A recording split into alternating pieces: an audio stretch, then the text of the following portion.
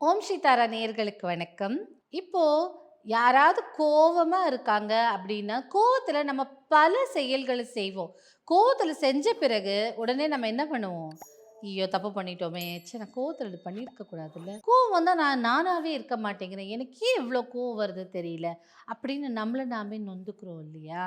அப்போ கோவம் வரும்போது நாம கெட்ட விஷயங்களை செய்திடக்கூடாது. யாரையும் புண்படுத்திடக்கூடாது.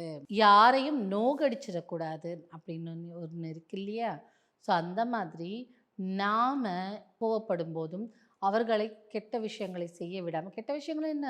தாக்குறது, அடிக்கிறது, கோவத்துல ஒரு டிசிஷன் எடுக்கிறது, இதெல்லாம் இல்லாம இருக்கணும்னா, கோவத்தினால் ஒரு பாவச் செயலை செய்யக்கூடாது அப்படின்னா, அதுக்கான வேதிக் ஸ்விட்ச் மந்த்ரம் தான் இன்னைக்கு நம்ம பார்க்க போறோம். கோவத்துல எடுக்கிற டெசிஷன் எப்பவுமே கரெக்ட்டா இருக்காது இல்லையா? அதனால கோவத்தினால் ஒரு பாவச் செயலை செய்யாம தடுக்கிறதுக்கு நீங்க சொல்லக்கூடிய வேதிக் ஸ்விட்ச் மந்த்ரா என்னன்னா, சாந்தம் பாப்பம், சாந்தம் பாப்பம், சாந்தம் பாப்பம், சாந்தம் பாப்பம், சாந்தம் பாப்பம். இந்த வேதிக் ஸ்விட்ச் வேர்ட் மந்த்ரத்த நீங்க சேன் பண்ணிட்டே இருங்க. இல்ல யாரா ஒருத்தர் கோவமா இருக்காரு, அவர்களை ஒரு கெட்ட செயல் செய்றதில தடுக்கணும். அந்த கோவத்தில ஏதாவது டெசிஷன் எடுத்துற போறாரு.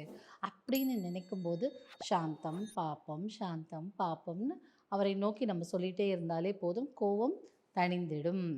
இது ட்ரை பண்ணி பாருங்க.